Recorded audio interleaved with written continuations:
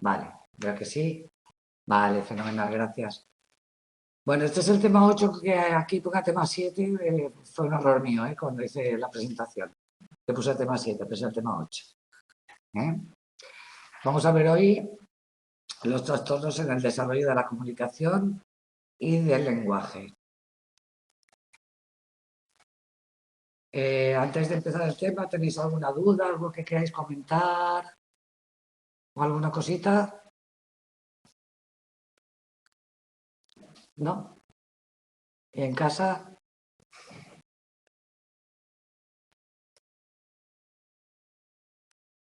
No. Vale, vale, pues vamos allá. Vale, entonces, en este tema, lo que sabemos, porque lo hemos visto cuando hemos visto TEA, TDAH, trastornos físicos, en fin, todo, intelectuales, etcétera, que el habla casi siempre se ve afectada. La comunicación, el lenguaje, el habla pueden verse afectados como como un síntoma de otros trastornos. Pero lo que vamos a ver en este tema es el trastorno en sí mismo cuando no está asociado a otro trastorno, sino que se da en sí mismo. Entonces, bueno, clasificaciones hay muchas, desde los sistemas diagnósticos, DSM-5, el CIE, pero también hay otras clasificaciones que se hacen pues, más de cara al ámbito educativo, ¿no? Que son como más prácticas a la hora de intervenir, que huyen un poco del sistema médico. Las clasificaciones, en cualquier caso, tienen que tener una perspectiva evolutiva, porque sabemos que el trastorno del desarrollo, o sea, los trastornos del lenguaje, claro, son difíciles de diagnosticar porque van a ir cambiando con el niño, ¿no? A medida que el niño crece, eso va cambiando. Entonces puede ser que nos encontremos con dificultades al inicio, que luego simplemente pues desaparecen esas dificultades y el niño alcanza el mismo nivel que todos los niños, o nos podemos encontrar con niños que igual inician con un lenguaje que en principio parece normal y luego hay como un retroceso, o nos podemos encontrar con retrasos en el lenguaje que después se mantienen en el tiempo o van empeorando, ¿vale? Bueno, empeorando no, simplemente se mantiene, pero el niño cada vez está más atrasado en cuanto al lenguaje respecto a sus iguales, ¿vale? Por tanto, diagnósticos que haremos quizá con 2 años, luego a los 5 habrán cambiado, y puede convertirse en otro trastorno o desaparecer el trastorno que inicialmente preveíamos que podía ocurrir. ¿eh?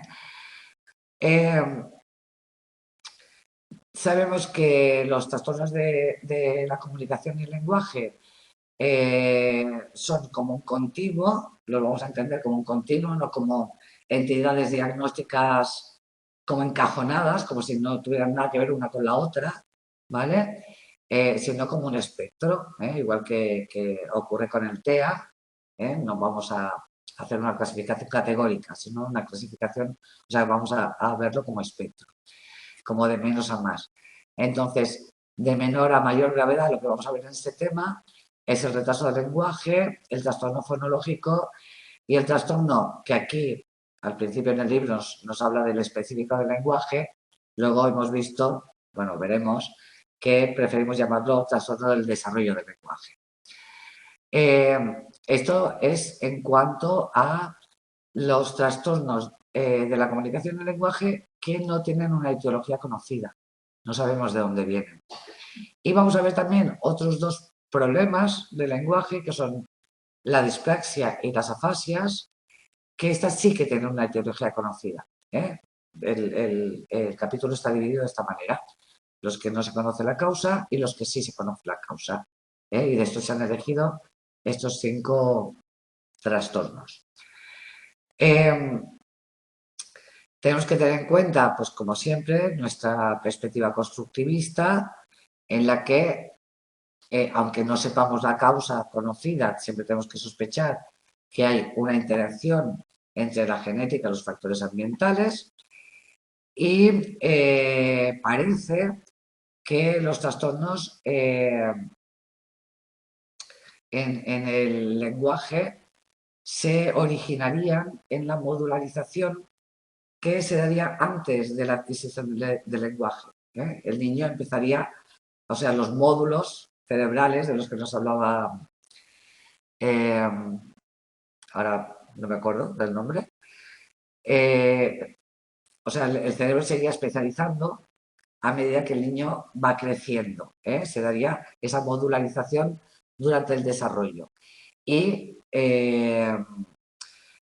por tanto, va a depender esa modularización, esa especialización del lenguaje de las experiencias lingüísticas también que el niño tenga, sin descartar también la parte genética, porque incluso, o sea, cuando hablamos de ambiente, de interacción ambiente y genes, no significa que con un ambiente enriquecido podamos hacer desaparecer el trastorno, porque a veces no es así.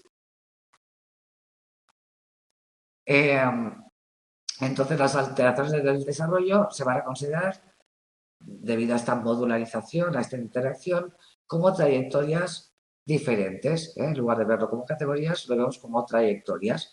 Cada niño pues tendrá más o menos facilidad para el lenguaje, más o menos problemas con el lenguaje, luego se va interaccionando también con el ambiente y va haciendo un desarrollo y su cerebro también se va modularizando con ese desarrollo. Por tanto, las circunstancias de un niño y de otro, aunque partan del mismo punto de partida, va a crear dos itinerarios distintos también en función del ambiente.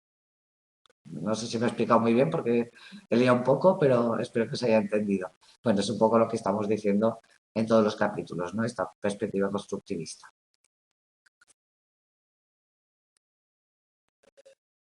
A ver si me pasa la página.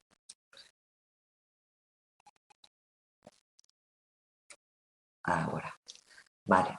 Decíamos que aunque nosotros preferimos esta perspectiva constructivista, esta perspectiva de espectro, no podemos perder de vista que hay una serie de clasificaciones que vienen del modelo médico, que son el DSM-5 y el CIE-10 y que tenemos que conocer si vamos a trabajar en este campo, ¿vale? Porque a la hora, por ejemplo, de hacer informes o de coordinarnos con servicios médicos, tenemos que hablar del mismo lenguaje, aunque si hacemos intervención en el ámbito, por ejemplo, educativo, quizá nosotros utilicemos clasificaciones distintas, ¿vale? Pero sí que tenemos que conocer estas, ¿no? Entonces, en el DSM-5, ahora están los trastornos del lenguaje incluidos dentro de trastornos del neurodesarrollo, con lo cual ya recoge esta visión evolutiva del lenguaje y se ven como trastornos de la comunicación. Y dentro de estos trastornos de la comunicación tenemos trastorno del lenguaje, trastorno del habla o fonológico, trastorno de la fluidez de inicio en la infancia o tartamudez, trastorno de la comunicación pragmática y trastorno no especificado, el que no entra en ninguna de estas categorías. Si os fijáis aquí, pone en el mismo nivel o como igual, o sea, en paralelo, el trastorno del lenguaje y el trastorno de la fluidez, por ejemplo, y el trastorno del habla. Sin embargo, ahora veremos cuando vayamos avanzando que desde la perspectiva, bueno, desde la perspectiva de los autores del libro, de las autoras del libro, no tiene como mucho sentido poner en el mismo nivel de gravedad los trastornos del lenguaje con los trastornos de la fluidez, porque una cosa es que el habla sea más o menos patosa no es quitarle importancia, un niño o una niña que tengan tartamudez lo pasan muy mal y pueden tener muchos problemas también a nivel social, emocional, etcétera. Pero los trastornos del habla y de la fluidez son fácilmente tratables con un logopeda. Por tanto, es cuestión pues, de ejercitar. el trastorno del lenguaje puede ser mucho más problemático, y puede ser mucho más resistente al tratamiento. Por tanto, las autoras, y yo estoy de acuerdo, no consideran que esto tenga que estar en el mismo nivel de gravedad, ¿no? En cualquier caso, bueno, pues lo sitúa así el DSM-5. En el CIE-10, por su parte, veréis que hay diferencias entre una clasificación y otra. Están incluidos en trastornos específicos del desarrollo del habla y del lenguaje y agrupa tanto trastornos con causa conocida de tipo biológico, por ejemplo, la afasia adquirida con epilepsia, el síndrome de Landau-Kleffner, se debe a ataques epilépticos repetidos que afectan al habla, ¿vale? Entonces aquí se sabe cuál es el origen. Otros, por ejemplo, trastornos de la expresión del lenguaje, pues no se sabe cuál es el origen, ¿vale? Por tanto, aquí mezcla tanto los que se conoce el origen como los que no. Y habla de trastorno de la pronunciación, de expresión y de comprensión del lenguaje como dos categorías diferentes. Cuando en el DSM-5, por ejemplo, habla de trastorno del lenguaje, incluye tanto la comprensión como la expresión. También habla de la afasia, de otros trastornos del habla del lenguaje y de trastornos del desarrollo del habla del lenguaje sin especificación. Bueno, son dos formas de clasificarlo distintas. En este capítulo nosotros vamos a contemplar como un continuo de menor a mayor gravedad, retraso del lenguaje, trastorno fonológico y trastorno específico del lenguaje o trastorno del desarrollo del lenguaje. Con esta nueva perspectiva que hemos leído. Y no se van a ver los del habla, pues por lo que comentábamos antes, porque se pueden tratar fácilmente, no tienen la complejidad de otros trastornos del lenguaje. Vale, pues empezamos con el retraso del lenguaje. Ya veréis que es complicado lo de diagnosticar problemas de lenguaje, ¿no? Cuando hablamos de retraso del lenguaje es un poco cajón desastre en el sentido de que el criterio son niños que a los 2 años tienen un vocabulario inferior a 50 palabras. Normalmente, a partir de los 2 años, pues hay una explosión de vocabulario bestial y la mayoría de niños tienen mucho más vocabulario que este. Entonces, cuando está empobrecido este vocabulario, en principio vamos a decir que es un retraso del lenguaje, porque de momento no tenemos más pistas. Solo sabemos que va un poco peor que sus iguales. No podemos saber qué tipo de trastorno del lenguaje tiene, si es que tiene un trastorno del lenguaje, que tal vez no lo tiene. Hay niños que es que tardan más, pues igual que hay niños que tardan más en andar, hay niños que tardan más en hablar.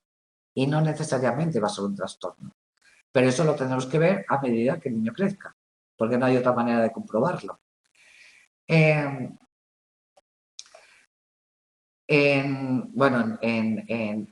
niños y niñas que tienen otros trastornos, por ejemplo, discapacidad intelectual, sordera, ceguera, etc., se suele dar un retraso del lenguaje que va acompañando a estos trastornos. En otros casos, como TEA y TEL, también puede darse este retraso en el lenguaje. Antes de los 2 años no podemos saber. Podrían ser hablantes tardíos, efectivamente. Podrían ser hablantes tardíos, pero no lo vamos a saber enseguida. No lo vamos a saber tampoco antes de los 2 años, pues porque el lenguaje es inestable.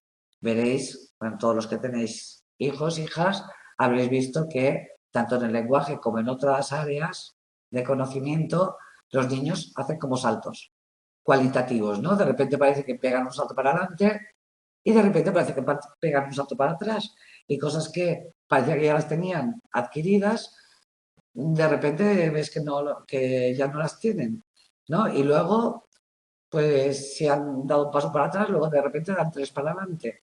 Y es como que fluctúa mucho, ¿no? Hasta que hay cierta estabilidad. Esto pasa con el lenguaje antes de los 2 años. A partir de los 2, si vemos esto, que hay un vocabulario muy pobre, tenemos que sospechar de que puede haber una trayectoria diferente del desarrollo típico. Lo veremos con la evolución, ¿eh? Lo veremos a medida que el niño crezca. No lo podemos ver antes. Lo que no significa que no lo podemos tratar antes, ¿eh? O sea, que no sepamos qué pasa si es que tarda un poco más que otros o si es que tiene un trastorno, no significa que no hagamos nada y que esperemos a verlas venir.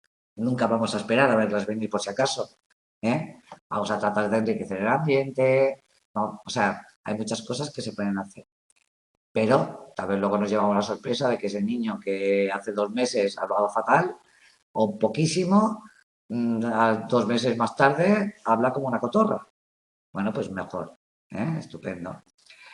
Sabemos que el 50%, la mitad, se normaliza, ¿eh? Pero la otra mitad puede tener un trastorno de la comunicación y el lenguaje o otros trastornos que no sean solo de comunicación y lenguaje que todavía no hayamos detectado, como TEA, por ejemplo, que igual a los 2 años no hemos detectado síntomas, ¿no? Y puede ser que los tenga, que por eso el lenguaje se está viendo retrasado y que sea solo un síntoma de otro trastorno. En cualquier caso, esto que nos sirve para angustiarnos, sobre todo si tienes niños pequeños, porque estudiando psicología cuando uno tiene niños pequeños la verdad es que es terrorífico, ¿eh? Porque empiezas a observar a los niños y ves síntomas por todas partes, ¿no? Y nos volvemos un poco paranoicos. Bueno, hay que ir viendo, ¿eh? Sin dejar de observar. Entonces, para cuando nos damos cuenta de que hay un retraso, pues esto, atención temprana para reconducir en la medida de lo posible ese desarrollo alterado y si no, pues la atención temprana, si al final no hay ningún trastorno, pues va a servir para enriquecer el ambiente lingüístico del niño, que tampoco le va a hacer daño. ¿Vale? Vale. En cuanto al trastorno fonológico, que sería el siguiente, o sea, iríamos de retraso pasando por el fonológico hasta el trastorno del desarrollo del lenguaje, está resfriada, son dificultades para organizar fonológicamente y después, también sintácticamente en muchos casos, una lengua. Es diferente de la dislalia. La dislalia es esa dificultad para pronunciar. El niño que dice pedo y que no es capaz de pronunciar una R o que habla con L's en lugar de con R's. Pedlo, ¿no? Bueno, que puede confundir sobre todo R's, S's y L's a la hora de pronunciar. La dislalia es un problema de habla, no es un problema de lenguaje, es un problema de pronunciación y con logopedia se corrige. Cuando hablamos de dificultades fonológicas, es dificultades para diferenciar unos fonemas de otros y para combinarlos. Es más profundo el problema. También el habla se ve simplificada, no es solo que no sepan diferenciar unas consonantes de otras, sino que se habla con un vocabulario muy estilo Tarzán, para entendernos, ¿vale? Y tenéis un ejemplo en el libro, hay transcrito una conversación con un niño llamado Alberto de 5 años, ¿vale? Que dice un pelo, pero pelo es como perro. Ahí podríamos sospechar de una dislalia porque está confundiendo una R y una L. Pero si vamos viendo toda la conversación, claro, un niño de 5 años que te diga un pelo, corre.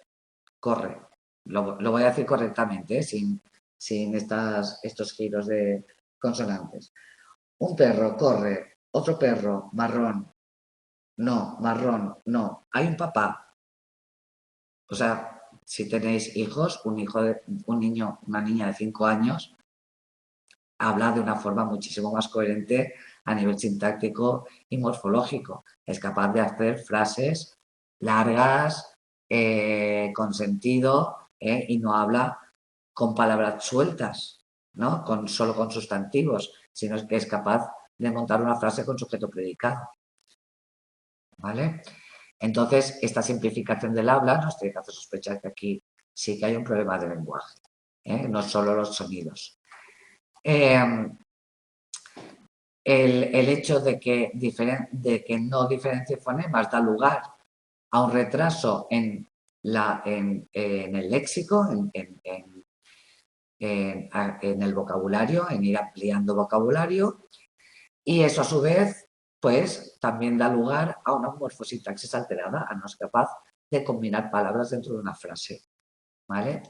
Y debido a lo anterior, porque nunca los problemas son simples, esto ya lo sabemos, todo es complejo, esa falta de comunicación fluida o más fluida, pues puede provocar dificultades también para interactuar con iguales, lo cual dará lugar a problemas de relación y es un pez que se muerde la cola, si el niño no se relaciona, tampoco tiene la posibilidad de practicar el lenguaje y enriquecer ese ámbito en su vida, con lo cual se retrasa más el lenguaje, ¿vale? Aparte, los adultos, ya no solo con los iguales, va a tener problemas de relación. Con los adultos tenemos una tendencia a adaptar nuestro lenguaje, es una tendencia positiva, es adaptativa, pero claro, en según qué momentos ya no deja de ser adaptativa. Los adultos tenemos la tendencia de adaptarnos al lenguaje del niño, ¿no? Y aunque tu hijo tenga 5 años y te está diciendo pelo, te dice, mira un pelo, y te hace como gracia y acabas pronunciando como él, ¿no? Y le acabas dando ejemplos de lenguaje como lo que él habla. Un poco nos ponemos a su nivel. Esto lo hacemos de forma automática.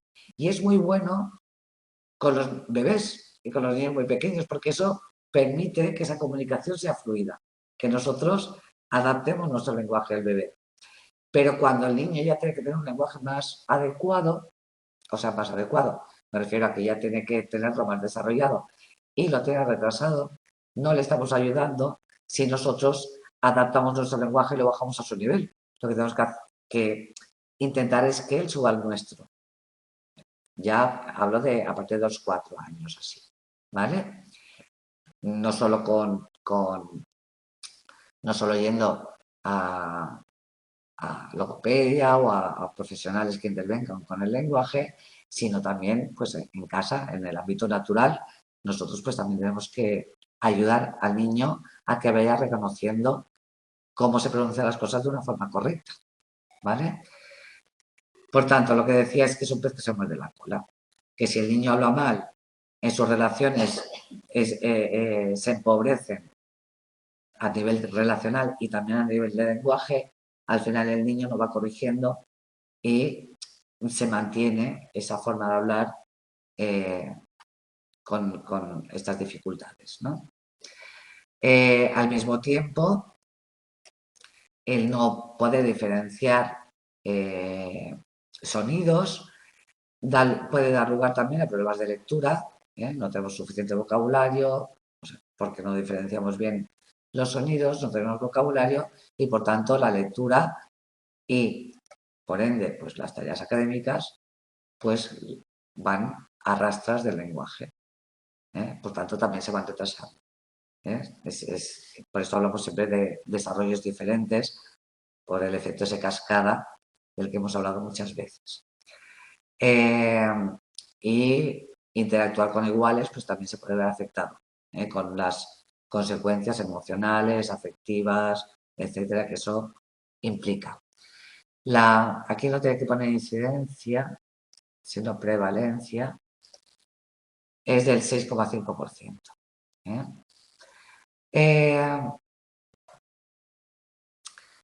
Como normalmente con el paso del tiempo también da lugar a problemas en la sintaxis, algunos profesionales llaman a este trastorno un trastorno fonológico sintáctico. Pero bueno, sería lo mismo, solo que añadiendo la sintaxis que vendrá después.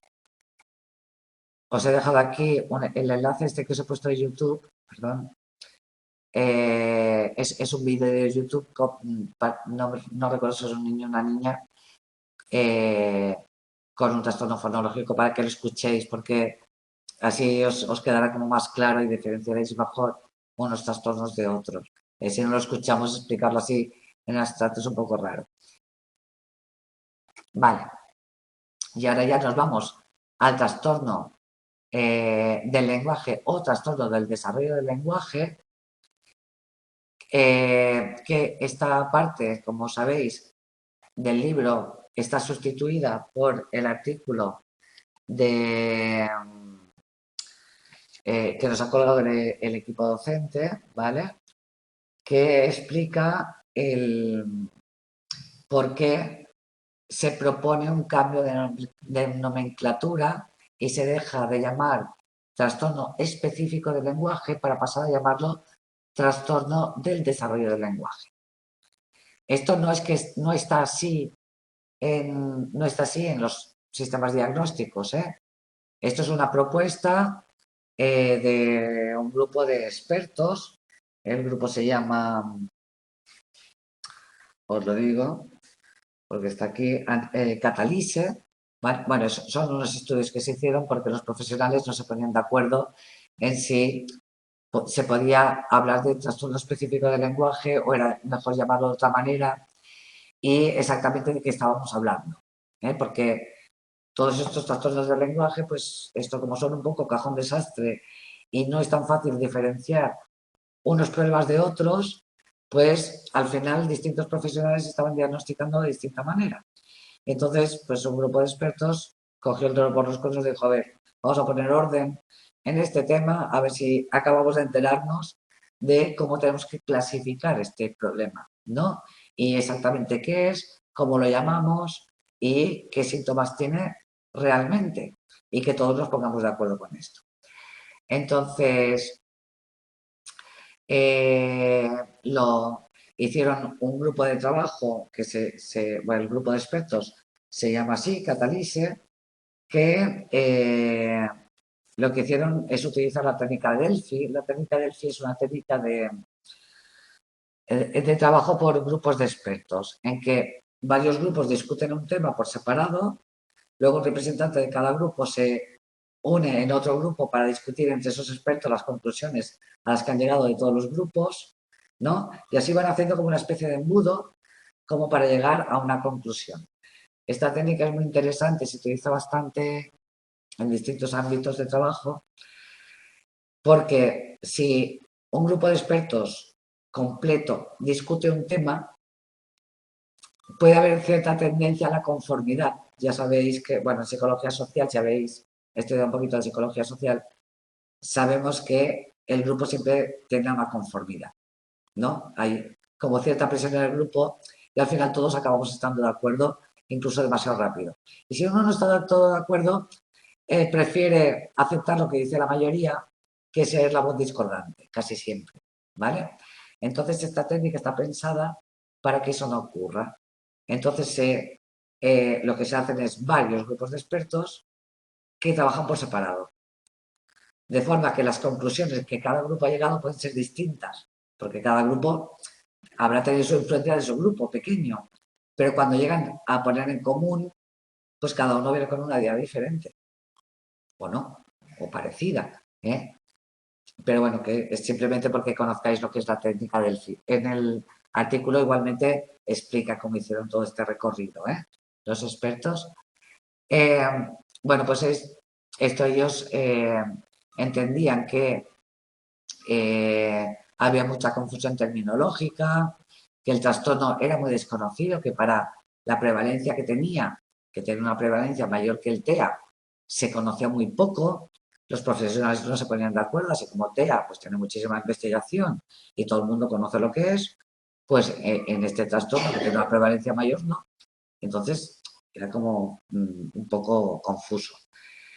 Este estudio lo iniciaron Bishop y colaboradores con esta técnica del FI y llegan a la conclusión de que hay toda una serie de problemas de la comunicación, del lenguaje y del habla en que el trastorno del desarrollo del lenguaje es este círculo rosa, que son las áreas de afectación. Está afectada la sintaxis, la morfología, la semántica, el acceso léxico, la pragmática, el discurso, el aprendizaje verbal y la memoria, y también la fonología.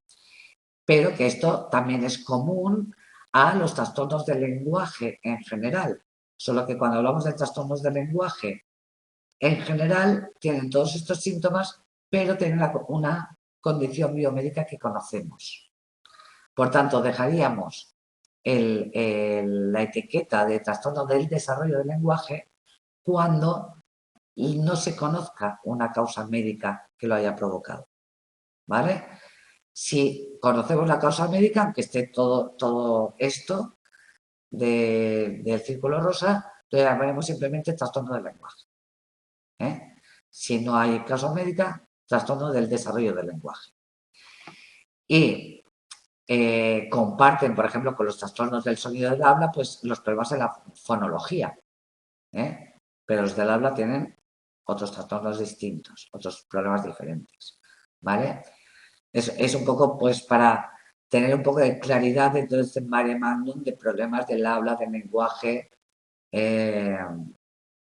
y de la comunicación. Tener un poco de claridad.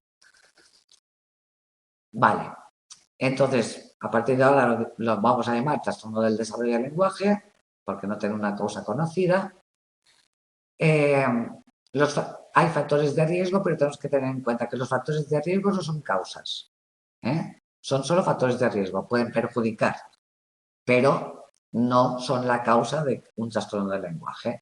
Por ejemplo, pues sabemos que ser varón, hay más prevalencia entre varones que entre mujeres. Tener antecedentes familiares con dificultades de lenguaje también, pues es algo que nos tiene que alertar para que estemos atentos.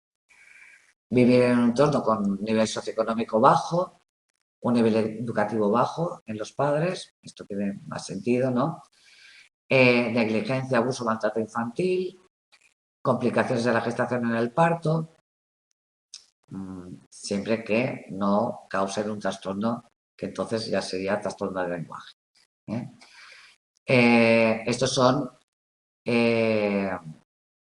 pues estos factores de riesgo, es como hay que verlos, no como predictores, ni son exclusivos para TDL.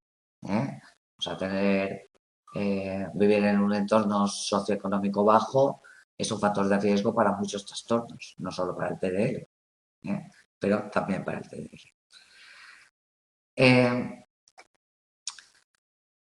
A la hora de detectarlo, pues tenemos aquí un esquema que yo creo que es bastante clarito.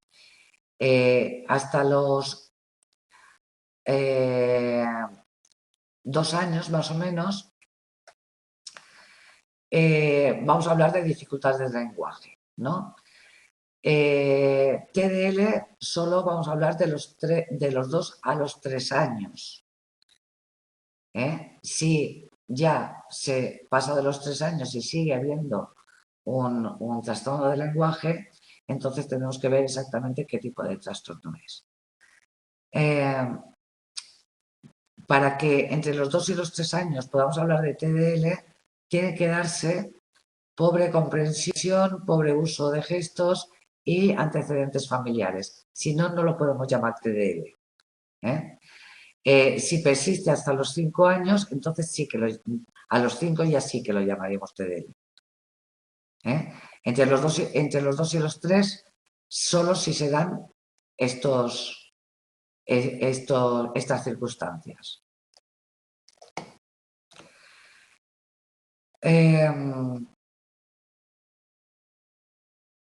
Sí, sí, creo que lo he liado yo también un poco, Perdonadme. Vale. Vamos a hablar de dificultades del lenguaje primero. Antes de hablar de TDL, hablamos de dificultades del lenguaje, que puede ser una dislalia, un retraso del lenguaje o cualquier cosa. A los 2 años no sabemos lo que es, ¿vale? O sea, antes de los 2 años no sabemos lo que es. A los 2 años, sí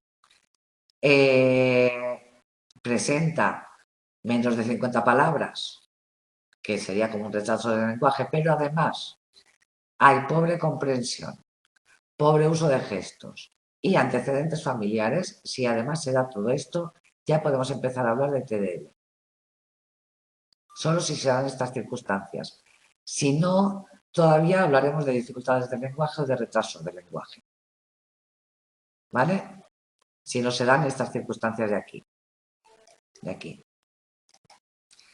A partir de los 3 años, si se mantienen el usar menos de 50 palabras, entonces, y hasta los 5, entonces sí que podemos hablar de un trastorno del desarrollo del lenguaje. Cuando son 5 años, las palabras, déjame que lo mire,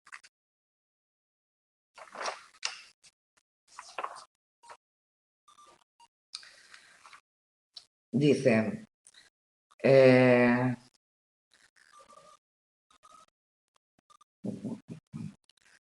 vale, 2 años y 11 meses, menos de 50 palabras. Cuando además presenta, pues todo esto. Se propone que solo en el caso de aquellos hablantes tardíos que tengan entre 2 y 3 años se presenten pruebas de lenguaje, se diagnosticará TDL cuando cumplen esto: pobre comprensión del lenguaje, pobre uso de gestos y antecedentes. Si no presentan ninguno de estos factores, no se les diagnosticará de TDL hasta los 5 años, pero se deberá llevar a cabo una espera vigilante y evaluación cada 6 meses. ¿Vale? No sé si ahora ha quedado más claro. Entonces,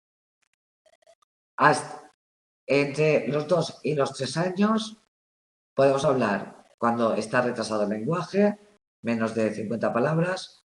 Podemos hablar de TDL solo si se da pobre comprensión, pobre uso de gestos y antecedentes familiares. Podríamos diagnosticarlo aquí solo si se dan estas circunstancias, entre los 2 y los 3 años. ¿Vale? Si no se dan estas circunstancias, estamos hablando de hablantes tardíos o de retraso del lenguaje. Aquí prefieren llamarlo hablantes tardíos o dificultades del lenguaje, lo que queráis. Si no se dan estas circunstancias, solo podemos diagnosticar el TDL aquí, a los 5. ¿Vale? Si persisten las dificultades del lenguaje. ¿Está más claro ahora? Sí.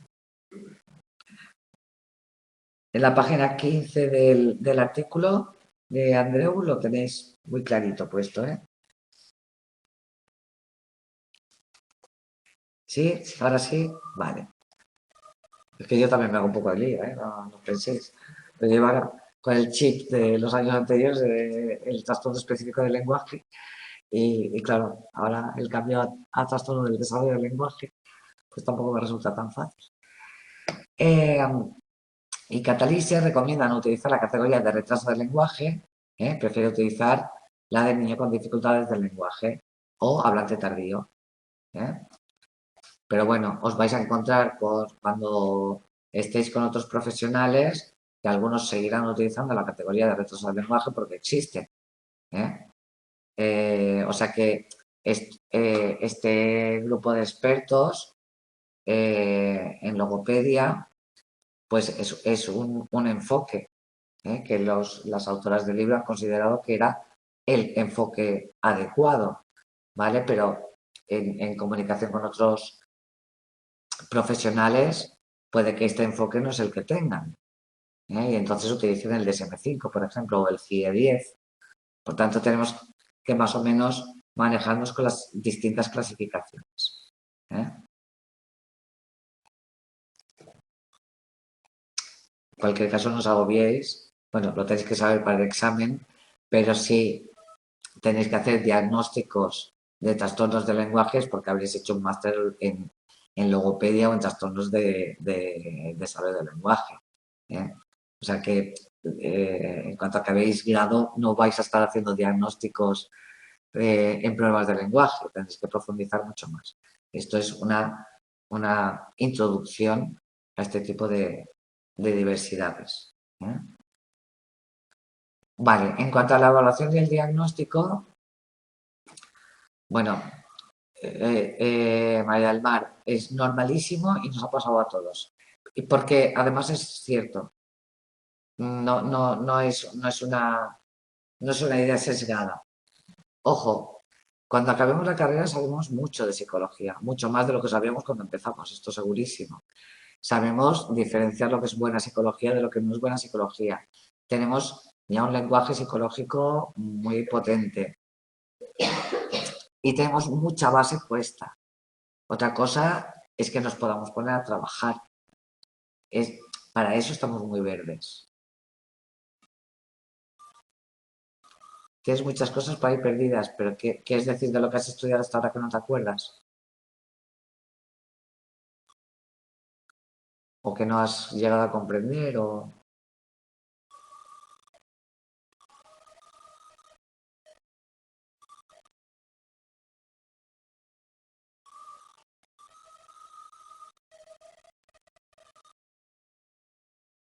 Bueno, mientras tú contestas, bueno, ya. La carrera, el grado, pone las bases. Pero es que luego nos vamos a tener que especializar, es que vamos a tener que profundizar. Sí, sí, es muchísima información, pero esto además no pasa solo en psicología. Pasa en psicología, pasa en derecho, pasa en todas las carreras absolutamente. ¿Eh? En medicina, imagínate, en medicina tienen que estar 8 años. ¿Eh? Es normal, es normal. La ventaja es que luego vamos a ampliar esta formación. Por ejemplo, con el máster general sanitario, pues vamos a ampliar toda la formación para ya poder intervenir de una forma mucho más segura. Cuando y aún con el máster general sanitario, luego vosotros tendréis que elegir algún tipo de escuela, pues, que puede ser la cognitivo-conductual, que es la que da este máster, pero igual, pues la asignatura que yo doy después, que alguna de vosotros estáis ahí,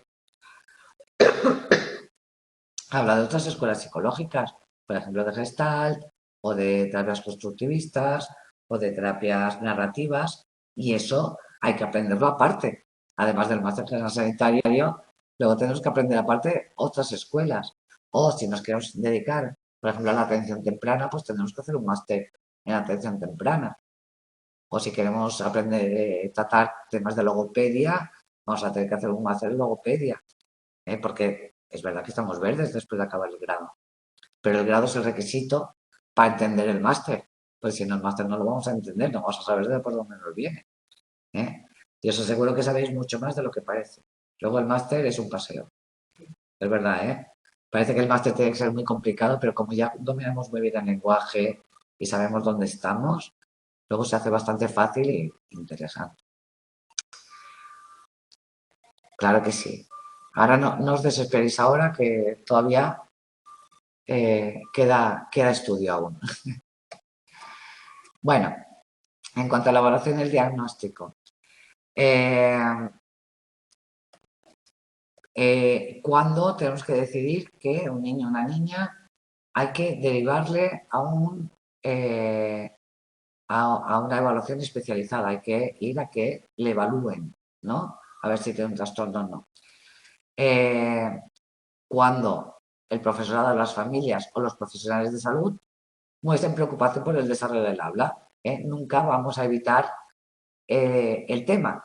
Cuando una familia nos diga, es que estoy preocupada porque que mi hijo yo creo que habla fatal, que yo creo que no le vamos a decir, ya aprenderá, ya hablará, no te preocupes, no. O sea, la tranquilización nos tranquiliza a nosotros, pero no es una respuesta adecuada como profesionales.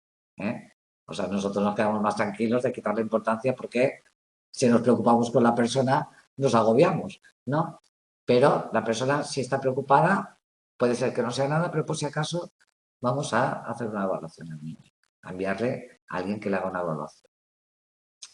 También cuando observamos una falta de progreso en el desarrollo del lenguaje o en los resultados académicos, a pesar de que tenga apoyo, puede tener resultados académicos mediocres, pues porque el niño o la niña pues no tenga una supercapacidad intelectual, pero también podemos sospechar de que igual que tenemos que sospechar de que puede haber un problema visual, un problema auditivo, también tenemos que sospechar si hay un problema de habla, que esto le esté afectando a todo el desarrollo académico. Por tanto, ante cualquier duda, siempre una evaluación profesional.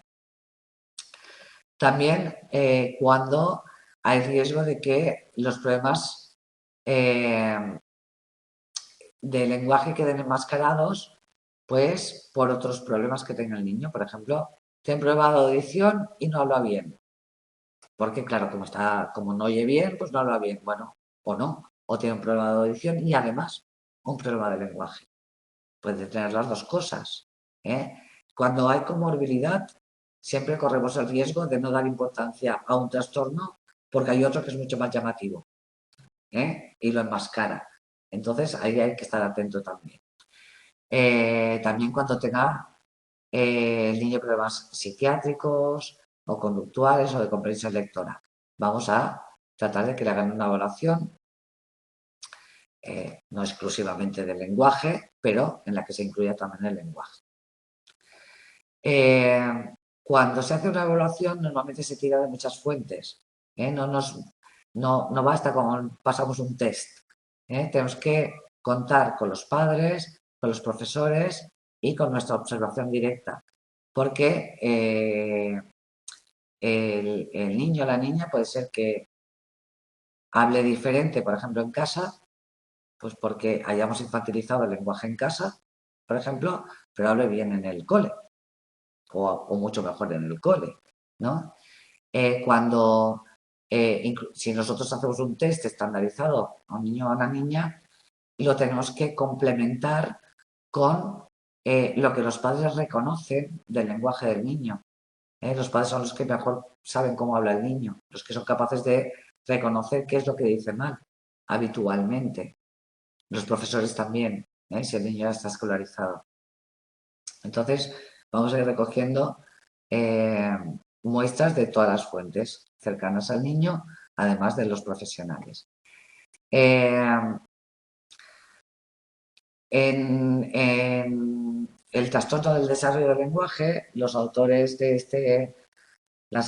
este artículo, todo este grupo Catalise, ¿no?, propone que los criterios de exclusión se flexibilicen, es decir, que no se excluya a niños que antes excluían del trastorno del desarrollo del lenguaje. Por ejemplo, que no se les excluya por un cociente intelectual no verbal inferior a 70. Es decir, que se excluya solo cuando sea inferior a 70. ¿Vale? En el TEL, en el específico del lenguaje, solo se excluye el trastorno del desarrollo del lenguaje si tenía un cociente intelectual no verbal por debajo de 85, que es como un cociente intelectual bastante alto. Entonces, lo que propone este grupo de expertos es que se baje ese nivel porque si no quedan fuera del diagnóstico muchos niños que quizá están entre el 70 y el 85, por ejemplo, en un 82, ¿no?, y se quedaría fuera del diagnóstico. Lo que queremos es que se diagnostique, a no ser que haya realmente una discapacidad intelectual importante. El cociente intelectual no verbal, pues con test estandarizados. No se requiere, también dice que se flexibilice el criterio respecto a que no se requiera discrepancia entre el nivel lingüístico y este cociente intelectual no verbal.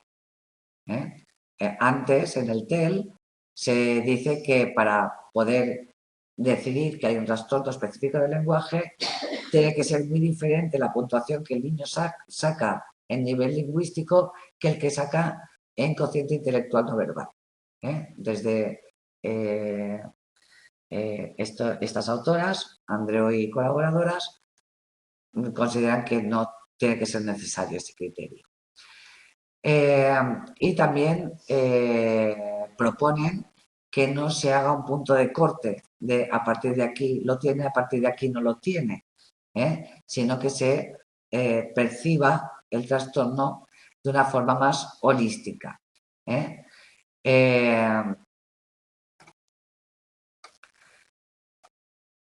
Se enfatiza también la afectación funcional, cómo le afecta a la hora en la pragmática, en la vida cotidiana. Por ejemplo, que el niño tenga dificultades, que le cree obstáculos en la comunicación, que los problemas del lenguaje oral sea muy improbable que se resuelvan o que no se hayan resuelto a los 5 años y que las dificultades del lenguaje oral no estén asociadas a ninguna condición biomédica. En estos casos también habría que sospechar o habría que diagnosticar de TDR. Y también dice o proponen que aunque el entorno familiar sea desfavorecido, no sea un criterio de exclusión, sino que puede haber un entorno familiar muy desfavorecido y haber un trastorno del desarrollo del lenguaje. Que no decidamos que como el entorno familiar es desfavorecido, esa es la causa y por tanto no le hagamos caso al trastorno, porque eso se puede dar tanto en un entorno desfavorecido como en un entorno enriquecido. Lo que pasa es que en el desfavorecido, por lo mismo puede enmascarar el trastorno. Y podemos pensar que como es así el entorno del niño, pues es normal que tenga un retraso del lenguaje. No tiene por qué ser normal. Sí que es verdad que va a perjudicar todavía más un entorno desfavorecido, pero no es la causa. En el caso de que el niño sea bilingüe, diagnosticaremos trastorno del desarrollo del lenguaje siempre que presente los síntomas en su primera lengua. Normalmente un niño que es bilingüe siempre tiene una lengua como preferida o más habitual que la otra, ¿no? Se tiene que dar en la primera lengua estos síntomas. Es decir, si una lengua la domina perfectamente y en la otra tiene menos vocabulario, aquí no hay un trastorno del desarrollo del lenguaje. Solo hay un problema pues, con la segunda lengua, pero no la hay con la primera, tiene que haberlo con la primera para que se diagnostique.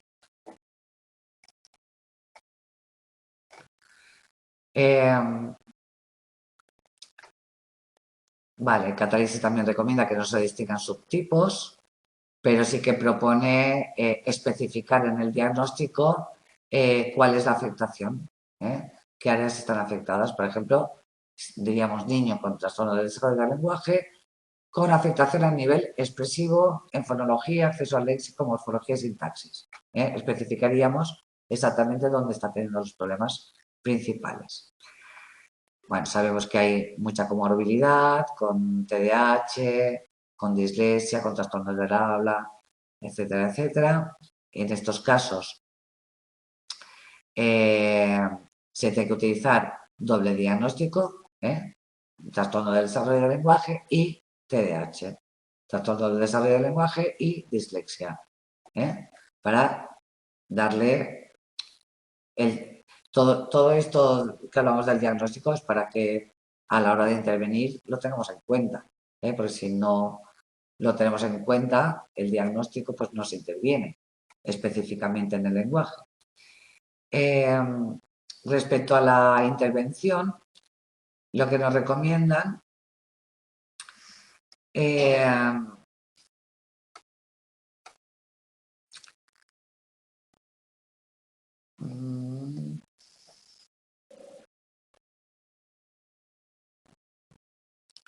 bueno, aquí habla un poco de las dificultades y cómo afectan. Es necesario asegurarse de la comprensión antes de seguir instrucciones o tareas. Sobre todo esto a la hora de, sobre todo de estar en clase, podemos encontrarnos con que los niños nunca, al no poder prestar suficiente atención al lenguaje porque tienen dificultad, o sea, perdón, al prestar demasiada atención al lenguaje porque tienen dificultades de comprensión, no pueden simultanear tareas, ¿no? Les cuesta mucho. Entonces, claro, en clase normalmente el profesor está explicando y los niños pues están o tomando apuntes o haciendo ejercicios o mirando la pizarra o lo que sea. Tenemos que asegurarnos de que todas las instrucciones y lo que están estudiando lo hayan comprendido. Para eso, fórmula mágica es preguntarles. ¿Cómo lo tienes que hacer? Y el niño no lo tiene que poder contar. Si no lo puede contar es porque no lo ha entendido. Es muy, muy importante asegurarnos de esa comprensión antes. Aquí tenéis un documento, bueno, os he puesto una página web con un documento que es una guía de intervención en el ámbito educativo y también un vídeo de YouTube para oír niños con trastornos del desarrollo del lenguaje, si os apetece echar un vistacito, ¿vale? Y ya luego nos vamos a causas biológicas, o sea, causas conocidas, que tenemos la displasia del desarrollo. Esto es un problema de articulación, un problema del habla. Y bueno, se estudió mucho este problema del habla en una familia que se llama la familia Ke, inglesa, porque la mayoría de miembros de la familia tenían este problema. Era un problema genético con una causa, o sea, la causa genética claramente. Y además tenían un cociente intelectual no verbal bajo, que la mayoría de los familiares tenían estos síntomas. Entonces, lo que hicieron fue investigar la genética de esta familia en la que se daba este problema, al verse claramente que era un tema genético. La displasia del desarrollo de la familia que nos sirve como un ejemplo muy claro de que los problemas complejos son complejos y nunca tienen una única causa simple. Cuando empezaron a investigarla se dieron cuenta que había una mutación en este gen, en el gen FOXP2, ¿vale? Y dijeron, eureka, hemos encontrado el gen que provoca o que causa problemas del habla, ¿no? Y estaba todo el mundo muy contento hasta que Fisher y Mónaco identificaron la localización del gen en el cromosoma 7 que contiene 70 genes, con lo cual hay una interacción en por lo menos 70 genes, no uno, ¿vale? Esto simplemente es un ejemplo de que nunca hay un solo gen que provoque, o no suele ser el caso, de que haya una causa simple para nada, ¿no? Y bueno, pues en esta familia se comprobó de esta manera. En técnicas de neuroimagen se han encontrado que hay zonas hipoactivas frente a otras hiperactivas en zonas motoras de la cara y de la boca, incluyendo la área de Broca, que sabemos que es la que controla el habla. Por tanto, es el gen, pero también es el funcionamiento de zonas cerebrales que funcionan como de forma distinta. Unas están hiperactivadas mientras otras están hipoactivadas. Así que a pesar de que la causa, más o menos, o sea, sabemos que es biológica, eso seguro, todavía estamos un poquito lejos de saber exactamente cómo es este trastorno. Y este es de lo que se sabe la causa. Las afasias son pérdidas de lenguaje. Niños que ya estaban utilizando el lenguaje de una forma pues normal estadísticamente.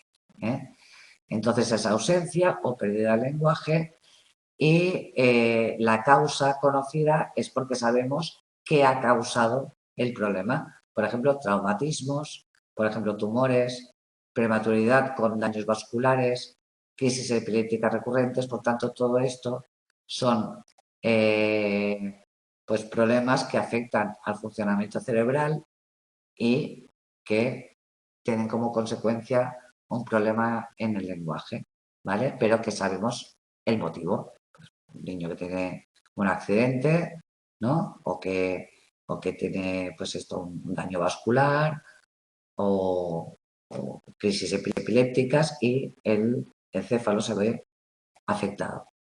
Y el lenguaje a su vez. Vale, respecto a las pruebas, las evaluaciones. Pues como siempre, pues para niños muy pequeños hay muy poquitas pruebas en castellano, ¿vale? Para nuestro país. Entonces, antes de los 4 años, sobre todo, nos va a interesar la recogida de muestras de lenguaje espontáneo del niño, como esta transcripción que tenéis aquí de Alberto, por ejemplo, pues alguien que está grabando una conversación con el niño, ¿vale? Se tiene que grabar o observar en muchas ocasiones en distintos contextos, pero claro, eso es un curro importante y además es muy caro, porque tenemos que tener a un profesional muchas horas que además con el niño hablando, que además luego tiene que transcribir y analizar toda esa información. ¿Eh? Pero bueno, eso es una forma de recoger datos y de analizarlos. Y también tenemos un programa de análisis que se llama Childs, que analiza de forma automática estas transcripciones, ¿vale? Pero igualmente esta grabación y estas conversaciones espontáneas con el niño hay que hacerlas y grabarlas.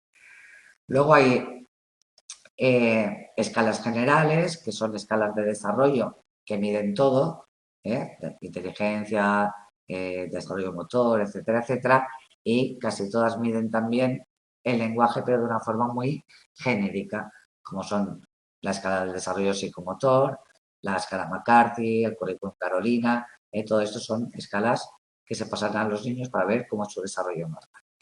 Y luego, específico para el desarrollo comunicativo lingüístico, tenemos el inventario MacArthur y el inventario AREA. En el inventario MacArthur, los padres tienen que reconocer conductas comunicativas, palabras, morfemas, estructuras gramaticales. Es una tarea de reconocimiento que hacen los padres, con un listado que tienen que ir haciendo como ir reconociendo de ese listado lo que el niño hace o no hace. Y el área analiza pues, factores clínicos de respiración, audición, perfil fonológico y tal, y tiene lo que busca es detectar de una forma temprana posibles problemas del lenguaje, de forma preventiva, sobre todo. También están las pruebas de licitación, como de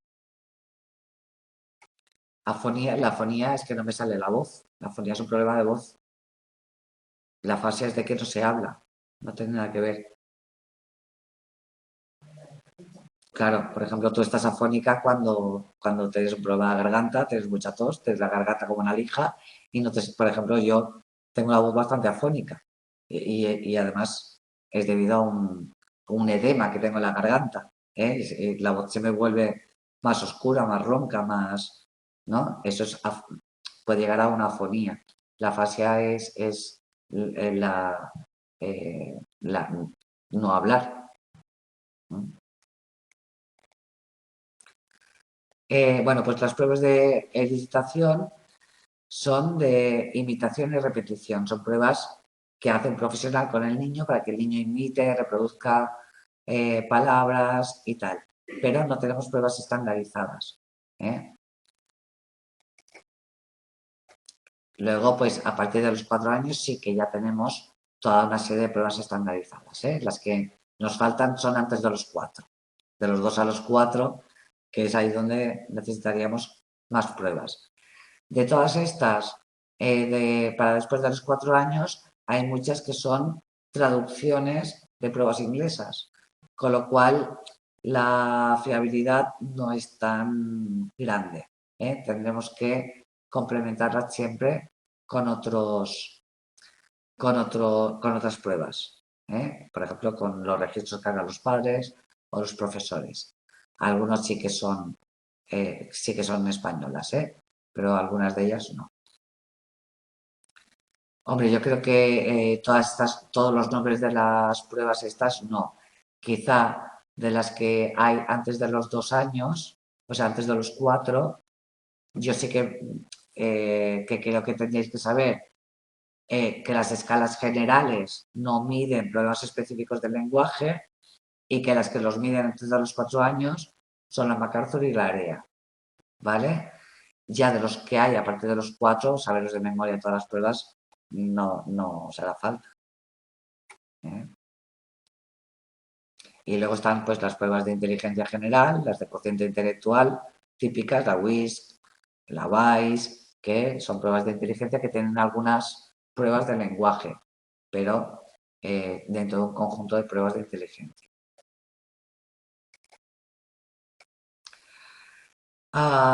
Respecto a la intervención, y ya acabo porque me estarán esperando los de la otra asignatura, es muy importante la detección de atención temprana. El tipo de intervención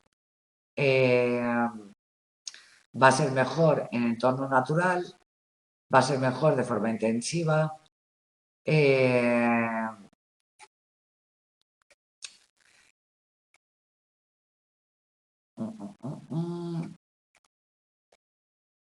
para niños con retraso de lenguaje se recomienda pues, hacer una estimulación reforzada y sistematizada, es decir, algo muy intensivo. Que también los padres adapten ese lenguaje natural con el niño para que enriquecer y reforzar, que los profesionales intervengan, pero no de una forma tan sistematizada de clase, sino a través de juegos, de conversaciones, de forma que aquello no se convierta en un aula, aunque sí que tiene que estar los objetivos bien precisados de lo que el profesional quiere buscar.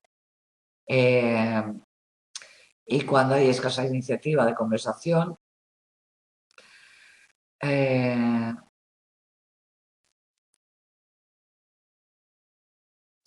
se podrían utilizar los sistemas aumentativos y alternativos de comunicación, ¿vale? Mientras se entrena la lengua oral. Solo, por ejemplo, en el caso de niños, pues con mutismos, con afasias, que estamos entrenando, pero que mientras tanto se tienen que comunicar. Es mejor que se comuniquen a partir de pictogramas o con un lenguaje de signos a que no se comuniquen para nada, ¿vale? Mientras tanto, trabajaremos el lenguaje, pero lo podemos hacer en paralelo. La cosa es no dejar nada fuera. Y bueno, ya retos para el futuro, pues os lo leéis vosotros, porque ya no nos queda tiempo. ¿Hay alguna cuestión que queráis comentar antes de cerrar la sesión?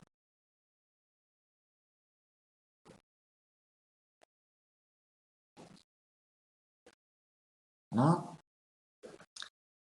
Vale. Muy bien. Pues nos vemos la semana que viene, que ya será la última clase del año. Qué rápido.